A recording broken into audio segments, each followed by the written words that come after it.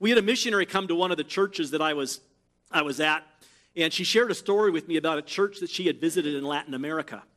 And when she entered the church, she noticed there were no children to be found anywhere in the church. I mean, we look around here, we see a couple of kids in here. Most of them are up in kids' church, but there were no kids anywhere in the whole building. Now, I'm not sure what kind of building they had, but there were no kids anywhere to be seen. I mean, we'll at least run into them in the hallways and stuff afterwards. There were no kids anywhere. So she asked the pastor, she said, "Where are the children?" And he said, "They're outside where children belong. We don't let them come in because they might bother the important people." That process is nothing new. There was a time when the disciples came to Jesus saying basically the same thing. In Matthew chapter 19, verses 13 to 14, it says, "Then they brought little children to Jesus for him to place his hands on them and pray for them. But the disciples rebuked them." These are Jesus' own disciples. This wasn't the crowd rebuking them. This was the disciples rebuking the parents. The parents wanted to bring their kids because they wanted Jesus to bless their children. And the disciples said, "Don't bother him. He's too busy. He has more important things to do. He has more important people to minister to. When the kids get bigger, then they can come to Jesus. Right now, keep them out of here. They're in the way." The disciples rebuked them. But Jesus said, "Let the children come to me, and do not hinder them, for the kingdom of heaven belongs to such as these." Jesus put a high value on children. In fact, Jesus turned the culture completely around when he said in Matthew chapter 18, verses 3 to 5, "Truly I tell you, unless you change and become like little children, you will never enter the kingdom of heaven. Therefore, whoever takes the lowly position of this child is the greatest in the kingdom of heaven. And whoever welcomes such a child in my name welcomes me." Jesus said the children are not a nuisance. We need to learn from the children. The children have things that can teach us. Of course, one of the things that we can learn from children is their childlike faith. You tell children something and they just believe it. You know, my kids believed that a purple dinosaur could talk. How many of you guys remember that? Children believe anything. Children believe reindeer can fly. If you tell children that Jesus can heal, they believe it. When we get older, we lose that childlike faith. We say, "No, I know I used to believe that, but maybe it's just a myth. Maybe it's like the tooth fairy. Maybe it's not really real." Now, I hope none of you in here this morning still believe in the tooth fairy, okay? I don't want to, But we outgrow some of those things. Unfortunately, we outgrow some of the things that are true, some of the things that are real. Children have a faith that we need to learn from. Children also have an energy which a lot of us could benefit from. Did you guys all see how Larissa came off the platform this morning? I could use a little bit of that energy. To Jesus, the children were the important people. We think when they grow up, then they'll be important. When they grow up, then they can do something. Jesus said, "Oh, no. They're important now. Don't wait until they grow up. They're important now. They're valuable now." What would happen if the whole adult population in the world saw children the way that Jesus sees them? What if every church, every school, every institution didn't see children as someone who would possibly someday, after they graduate, if they pay attention in school, and if they go to the right college, and if they apply themselves, someday, maybe, they'll amount to something? What if everyone saw every child as the most important person in the whole world? Abraham Lincoln once said, "A child is a person who is going to carry on what you have started. He's going to sit where you are sitting, and when you are gone, attend to those things which you think are important. You may adopt all the policies you please, but how they are carried out depends on him. He will assume control of your cities, states, and nations. He is going to move in and take over your churches, schools, universities, and corporations. The fate of humanity is in his hands. And as I was sitting back at General Council this week and watching the baton being passed, Doug Clay is now our general superintendent, 59 years old. The youngest general superintendent ever elected to lead our denomination. They've always been in their 60s, mid-60s to 70s before. The outgoing superintendent, George Wood, has been there 10 years. He's 74 now. He started at age 64. Somebody's telling me this morning they remember in this church when he used to have to be at least 60 to be a board member. George Wood made a comment as he's kind of passing the baton. The baton doesn't officially get passed for another 60 days, but as he was talking about changes, and he made a comment that he is probably the last general superintendent of our denomination to have a connection with the generation that started the Assemblies of God. His grandfather was an Assembly of God minister. His father was an Assembly of God minister. He grew up in a minister's home. They had some of the founding fathers of our denomination in their home for dinner. He knew the people that started our denomination 103 years ago. Now, most of them are gone now. In fact, probably all of them that started it are gone now. But he had a connection to them. We now have an administration in the assemblies that doesn't have some of those connections. And they have some new ideas.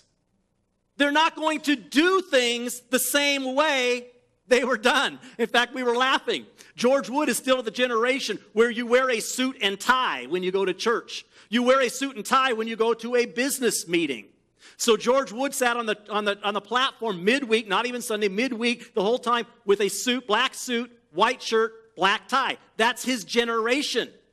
And it was funny because the first day, all of the other officials on the platform with him were wearing black suit, white shirt, black tie. On day one, we elected a new superintendent. The next day, half the guys on the platform had taken off their ties. They still had their jackets, but some of them were wearing their black jacket with a different color of pants and a different color of shirt, and they didn't have a tie. And George Wood made some kind of comment and kind of laughed about it. He said, "I'm not even out of office yet, and they're already rebelling." The next day, 3 of the guys on the platform didn't even have jackets on.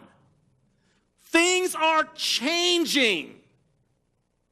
But we committed to the core doctrines. The 16 fundamentals are still the same. They have not changed. And the mission of the church has not changed. The Assemblies of God was started primarily, and we talked about it there, the Assemblies of God was not founded to be an institution. It was not founded to be a gathering place for people just to come and get fed all the time. The Assemblies of God, and in our founding papers, you can see it, our primary purpose for being is to evangelize the world. We were organized to be an agency for evangelizing the world. And our meetings here are to serve one purpose, to motivate us to go out and win lost people for Jesus. That's still going to happen. The dress code may change, the way we do some of the things may change, but we have not changed our doctrine. We have not changed our belief. Look around, the young people in this room. One of these days, all of us over 50 are going to be gone. The church will still be alive. The church will still carry on, but it'll be led by a new generation. Different ideas, different styles, different ways of doing things. But if we instill the right things in them today, the mission will still go on. The world will still be evangelized for Jesus Christ. The things that really matter will carry on if we invest in them. And those in this room, in not too many years, they'll be gone. Those that are in the nursery today, those that are upstairs in kids' church today, they will be the church. They will be the leaders. So it's important that we reach them now. The fate of humanity, as Abraham Lincoln said, the fate of humanity is in their hands. So what are we doing to ensure that the future carries on what we've started? Maybe not the dress code we've started, maybe not the same style of worship that we've started, but the mission that we've started. What are we doing to make sure that will continue into the future? Children are the future. The children are living in today. They're watching. They're listening. They're copying everything that we do. They learn by word, but they also learn by deed. What are these future leaders learning that will help shape the world tomorrow? In 1837, Horace Mann, who would become the first Secretary of Education for the United States, after finding adults too resistant to change, let me say that again. 1837, looked out and he said, you know what, I've been trying to change these people and they're not changing. After finding adults too resistant to change, spoke these words. This is the man who became the first Secretary of Education. Having found the present generation composed of materials most unmalleable,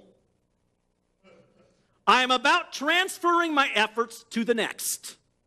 Men are cast iron, but children are wax. He said, I've been trying to change the thinking of this older generation, but you can't change them. They're set in their ways. How many say, I can relate to that? So I'm going to give up on them because they're not the future anyway.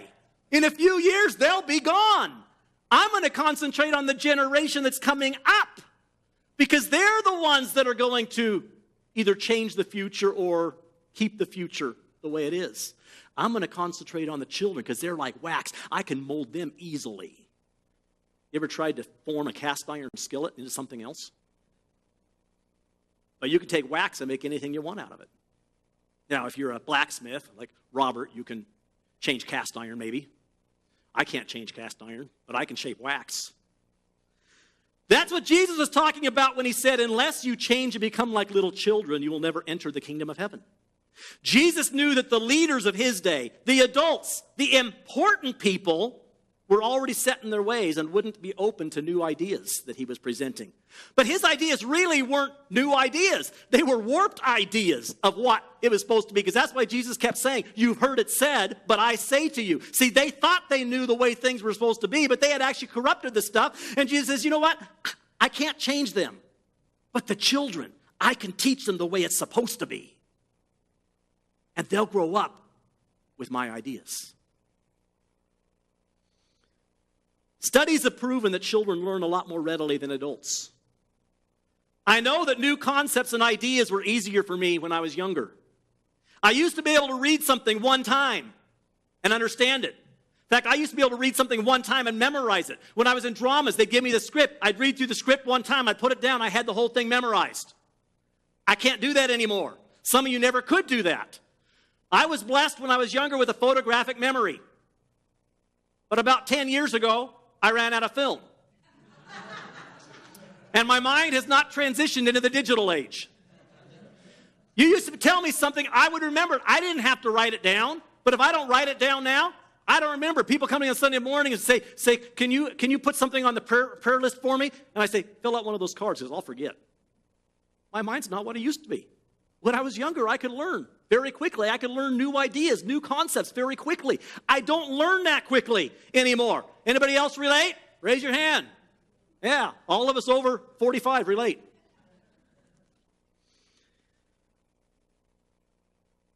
As I get older, things aren't absorbed as quickly as they once were.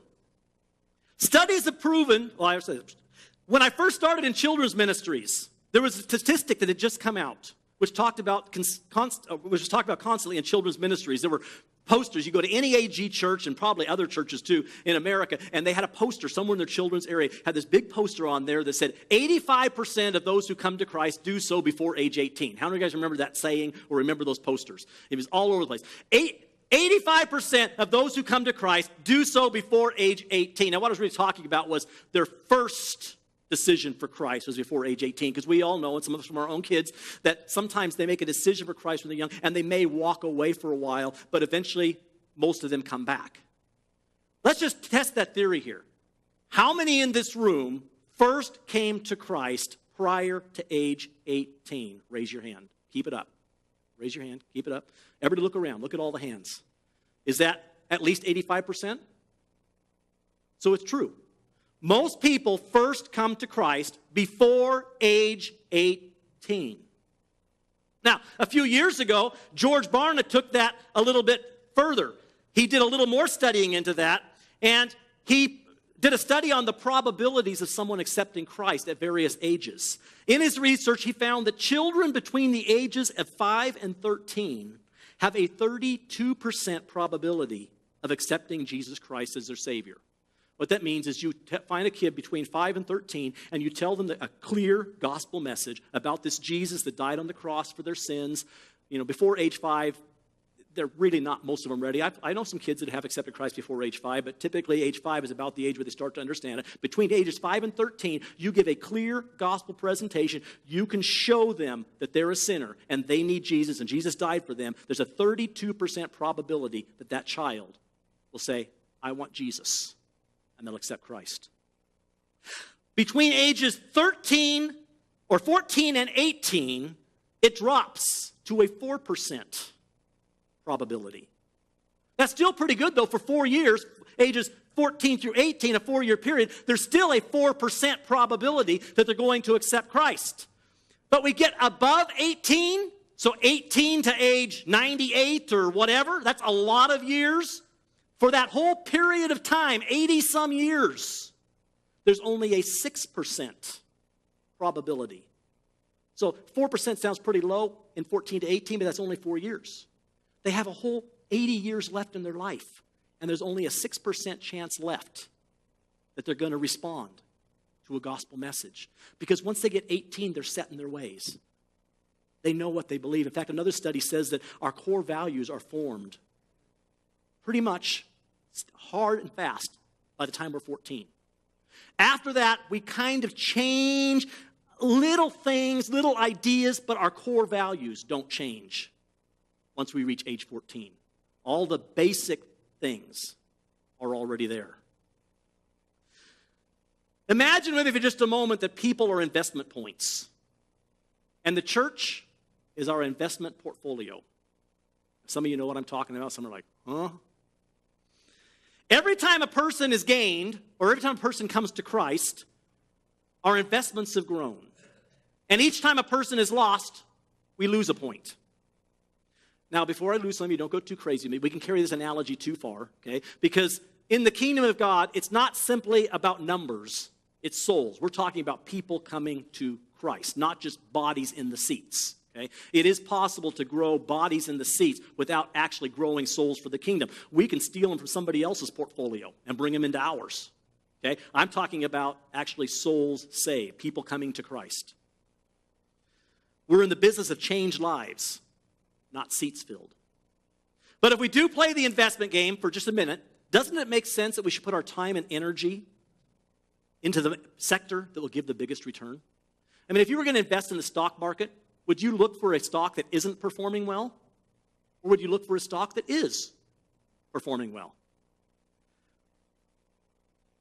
I'm not suggesting that we shouldn't invest in the older generation. I mean, as the older I get, I'm thankful that, there's still people investing in the older generation. I'm not saying we shouldn't. We have an obligation to every person we meet to share Christ, regardless of their age. But studies have proven that it's harder to reach people the older they get. The young ones are malleable. They're wax. They're easy to form, easy to shape. Jesus said, go into the whole world and preach the gospel to all creation. That includes all ages. But investment strategists, if you go to get somebody to help you invest your money, are going to advise you on which stocks are the best investment and say you want to put most of your time, most of your money, you want to put most of your effort right here because this is where it's going to bring the return. We need to remember that every person who dies without Christ goes to hell. We should do everything in our power to reach each person we come in contact with. But we also need to make the best use of our time and resources. A concentrated effort on reaching children will get a higher return than the same investment in adults. Now, some people would say, but if you reach the parents, then you also reach the children. Well, that is probably true. But you're going to have to work a lot harder to reach the parent than you are to reach the child. And I believe it's a lot easier to reach the child first, and then the child will reach the parent. Roy Brewer, when he was here, and he told the story several times about the little girl that came to his crusade and got saved and went home and prayed for her mom, and her mom got healed, and then mom and grandma and everybody was in the crusades. I've seen that happen over and over again. A child gets reached for Jesus, that gets excited, and that child becomes a missionary, goes back to their house and starts telling mom and dad and grandma and grandpa and aunt and uncle. We had a little boy that rode our bus in Renton, that just the boy was coming. Dad was on drugs, mom was on drugs. The little boy rode our Sunday school bus to church. Mom and dad wanted nothing to do with church. They were okay. He actually started coming with a friend of his to church. And then one day his dad got shot in a drug deal gone bad. The family didn't have a church home. They didn't know who to call. And Dylan said, Mom, why don't you call Pastor Jerry? He'll probably do a funeral for you. So I met with the family. And after the funeral, I continually met with the family. Within a few weeks after the passing of his father, Mom came to church, dedicated her life to Christ, started bringing his little 3-year-old sister to church. She invited her sister to come. Sister came, got saved, started bringing her kids. They started inviting. Pretty soon, we had 4 of the extended families from this one little boy coming. But it started with a little boy. If we hadn't reached him first, we wouldn't have reached the extended family. It's a lot easier to reach the kids first and let them be part of reaching their families for Christ. Our counseling offices, jails, and prisons are full of people that may not have been there if churches had done a better job reaching them while they were young. Most churches say they want to reach children, but if a child were to walk into most of our churches, what would they see? Is there anything in the church that says, welcome, we're ready for you? We put a lot of time, money, and energy into creating something that will hold your interest and meet your needs. Children need a kid-friendly environment. Everywhere they go, they see signs that say, no children allowed. Don't touch. Keep off the grass. Don't feed the animals. Even if they don't see it, they feel it in the way that somebody looks at them because they're making a little too much noise or they're being a little bit too rowdy, and somebody looks at them like, don't you know better? Why don't you act like an adult? I remember we went to Dairy Queen one time, I think it was, with our kids when they were young. Dairy Queen! And our kids were being kids. I mean, they weren't being, you guys know our kids, okay? I mean, they weren't being bad. They were just being kids. And this older couple sitting at the table next to us got disgusted because our kids were being kids and came up and said, we came here for a nice quiet dinner. Why don't you control your kids? I'm thinking, Dairy Queen? If you want a quiet dinner, go somewhere else. This is Dairy Queen. And fortunately, somebody else at one of the other tables came over and said, don't worry about them. Your kids are being fine. They're just being kids. Just let them be kids. McDonald's has done a great job of making children feel welcome. Everything, from the advertising to the decorations and play centers, says kids are welcome here. When given the choice, a young child will pick McDonald's 9 times out of 10. Say, where do you want to go eat? McDonald's! Why? Is it because McDonald's has a better hamburger? Why do they go to McDonald's? Toys. It's fun. Kids want fun. They don't know why they're going to McDonald's. They don't even care if they eat. They just want to go have fun. And so mom and dad say, oh, McDonald's again? Yeah, McDonald's, McDonald's, McDonald's. And so what do mom and dad go? Mom and dad would rather go somewhere else. Where do they go? They go to McDonald's because that's where the kids want to go. And if the kids are happy, mom and dad are happy, right? Some of you are questioning that one. Same thing's true in our churches. Many parents will go to a church that they don't even particularly care for simply because their children are happy and they feel their kids' needs are being met. I've had people tell me that when I was in children's ministry. They say, you know what? This isn't the church I'd pick if I was to pick a church, but my kids love it here. They love you. They love Mindy. They're coming home. They're learning the Bible stories. They're coming home. They're telling us what they learned. We're here because of our kids. When our kids are gone, we'll decide what we want to do. But right now, our kids are the important thing. We're here because our kids want to be here.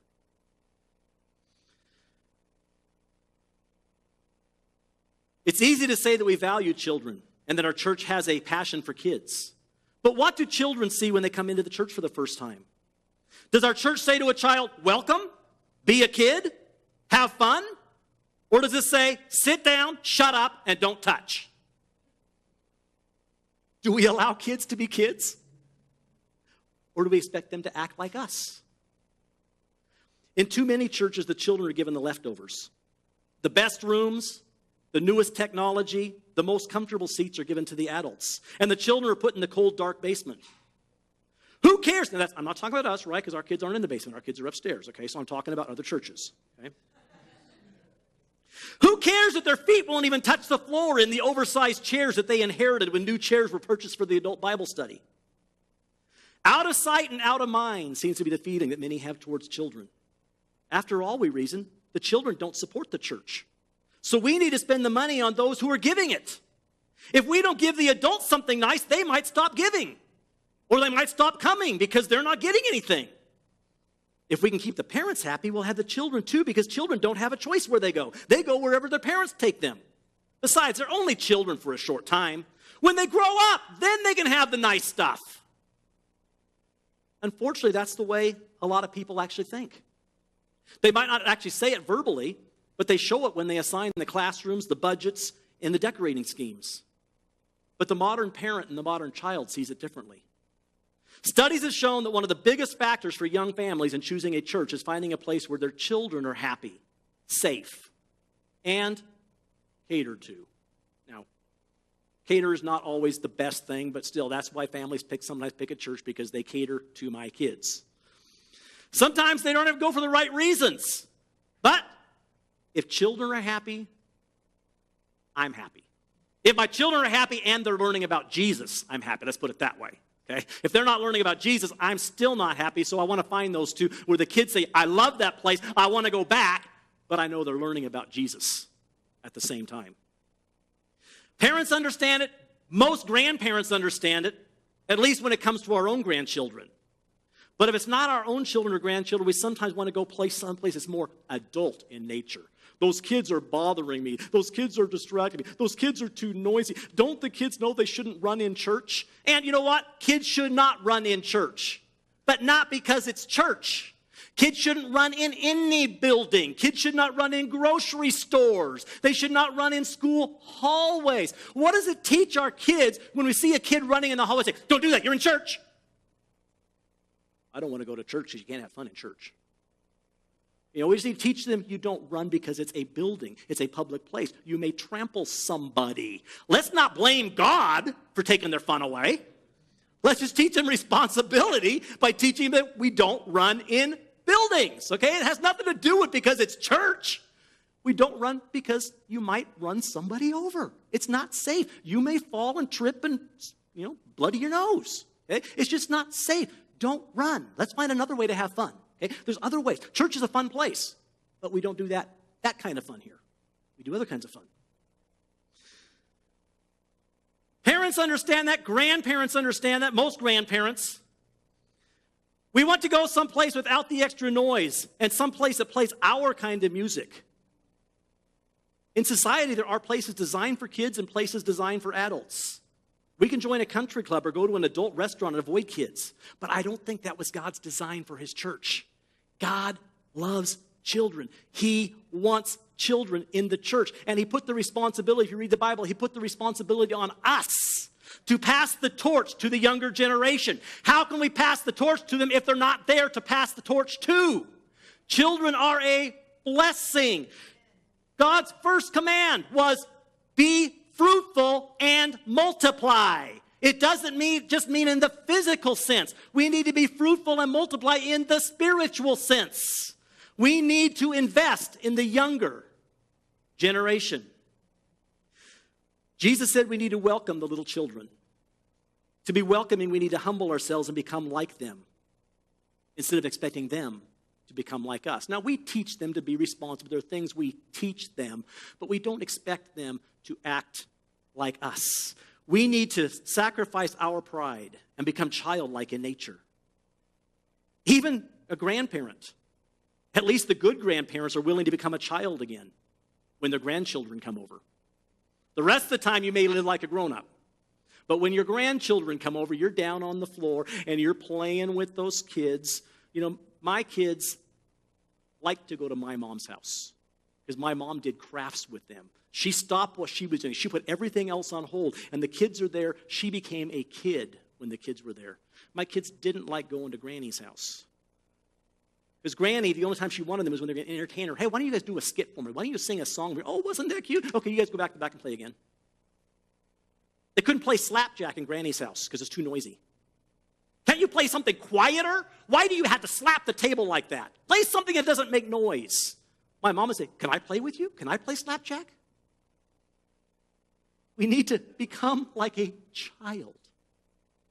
Accept the children with their noise, with their energy. When I have grandchildren, I'm not going to expect them to play my games and listen to my music. I'm going to learn their games. Guys, that's good. I don't even like your music. I'm going to learn their games and accept what they want to listen to. And then maybe coach them and say, have you really listened to the words of that song? I'm not saying anything about the style of music.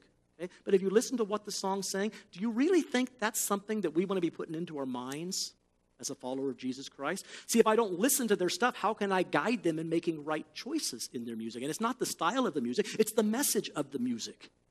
So I'm going to say, hey, what do you listen to? Let me listen to that to you. Hey, that's kind of got a cool beat to it. You know, oh, what was that he just said?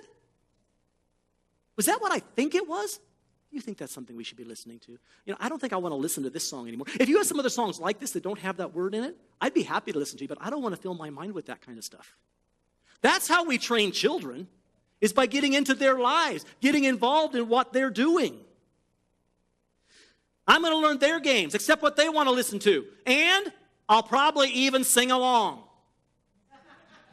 I love you, you love me, we're a happy family with a great big hug and a kiss from me to you. Won't you say you love me too? I can tell who the cool grandparents are in this room because you were singing along. Yeah, some of you older generation, you were singing that. You know that song. Was that something you would listen to when your grandkids weren't there? But you learned it, didn't you? And your grandparents had fun watching it with you. Ministry to children will cost us our pride. It will cost us time and it'll cost us money. And most of that money may never return to us. Children don't give much in the offering. But to not reach children will cost us even more. We can reach them now, or we can try to reach them later with increased taxes to build prisons and reform centers. If we're going to reach a lost and dying world, it has to start with children. One of my favorite sayings is, it's easier to build boys and girls than it is to repair men and women. Both need to happen. When we see an adult that's going through struggles, we need to get involved. We need to try to help rebuild their lives, get them back on the right track. But it's a lot easier to get somebody on the right path in the first place than to try to recorrect them and bring them back to the right path after they strayed so far off of it. Missionaries understand that. If you look at how missionaries spend their time and how they use the money they were given, you'll find that a large majority of that money is used to reach children. They know that reaching children is going to have the biggest impact on the future. So they build orphanages. They have feeding programs. They open schools. Reaching children might not have an immediate effect right now, but when we look at the future, it's going to have the greatest effect. But then we come here to America and we see something much different. Another study by George Barna showed that in America, 9 out of every $10 given to the church goes to reach adults. It's easiest to reach the children, but we spend 9 out of 10 of our dollars trying to reach adults. Why? Because we want their money. We think if we reach them, they'll bring us more money. The kids aren't going to bring us any money, so let's reach them. Well, why not just reach them while they're kids? And we'll be kind of tight on money now, but they're going to grow up and they'll start giving their money when they get older, and then they'll help us reach some more kids.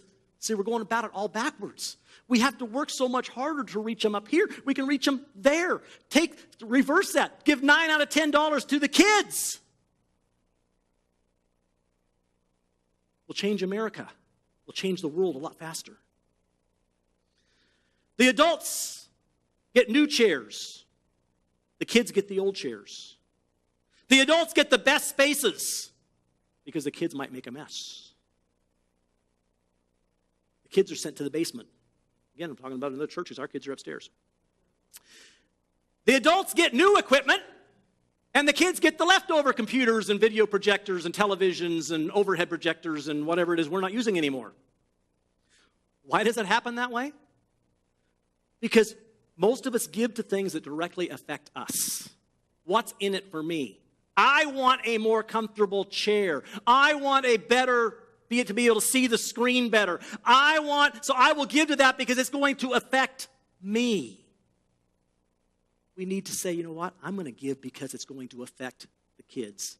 And it's going to affect the future. It's going to grow up a new generation of people that are going to love Jesus and help keep the mission going. We always want to know what's in it for me. If I'm not going to benefit from it directly, I'm not willing to give my time, my energy, or my money to it because it means nothing to me. But yes, it means something to Jesus. It means something to that child, and it will affect the world. If, instead of saying, go away, kids, don't bother Jesus, when you get older, you can come to him. Say, hey, kids, this is for you. Come on, we love you. Jesus loves you. How can we help you learn about Jesus? We're short-sighted now, or short-sighted or now-sighted, instead of being long-sighted or future-sighted. When we invest in children, we're investing in the future. Some of us may not even see the results of our investment because we'll be gone before those kids get to the age where we can actually see it, but we'll be looking down from heaven, we'll be able to see it. When we invest in children, we are creating a better future. For the next, year or so, we are going to put an emphasis on children's ministry. We finally got somebody here to help us with that. And so you're going to hear me talking a lot about children's ministries. And I hope you don't think, well, he just doesn't love us anymore. He doesn't care about us anymore. No, I do. I love you. I care about you. But you're already here. Okay? I want you guys just to catch the vision and say, you know what? It's not about us. Pretty soon we're going to be gone. And what are we going to leave when we leave this place? What we can leave is an investment in the generation that's going to replace us. And make sure that what we started will carry on to reach another generation after them. So don't think I don't love you. I do. But we've got a younger generation that needs us to invest in them. Financially, prayerfully, by giving our time, by giving our energy. Today, after the service, we have a meeting for anyone who's interested in knowing more about children's ministries. If you do not have a ministry, if you're sitting here and you're saying, I don't know what my ministry is here in the church. Now, some of you already have a ministry. I'm not asking you to add another ministry to what you're doing. Now, if God calls you and says, hey, it's time to give that one up and go to children's ministry, be obedient to God, okay? I'm not asking you to add something else to your plate. But if you don't have something that you're doing, you know what? We can use people of all ages in children's ministries. It doesn't have to be just young people. We need the young adults involved. We need the teenagers involved in reaching the younger children. We need the middle-aged people. We need people of all ages to say, you know what? And some of you can't climb the stairs, so you might not be able to do something up there, but you know what? You can still touch the life of a child when they're here in the hallways. You can still reach out. It's something for all of us, but we do need some of you to step up to the plate and say, you know what? I taught years ago. I can do it again. You know what? I don't think I got what it takes to teach anymore, but I could just be there. I could just love on kids. We could use some grandmas and grandpas in the classrooms. Just to sit there. Hug some kids. How hard is that? We need to invest in the younger generation. And I hope you'll join me on the journey. Heavenly Father, we're so thankful that somebody loved us enough to take us to church. A little bit ago, I asked for a show of hands. How many came to Christ before age 18? And more than 85% in this room of the hands went up. Somebody loved us enough. Maybe it was mom and dad. Maybe it was grandma and grandpa. Maybe it was a neighbor. Maybe the Sunday school bus just came by and picked us up. But somebody cared about us enough to make sure we were here. And somebody cared about us enough to teach our Sunday school class, to teach our children's church, to teach our Royal Rangers, our missionettes. Help us to remember we're here because somebody invested in us. And let us be willing to make that same investment in the new generation. Don't let us think kids are worthless and don't amount to anything, that someday they'll be worth something. Help us realize they are part of your church and you love them even today. And help us to have the same love and to get involved in their lives and help shape them into what you want them to be. Thank you, Jesus. Amen.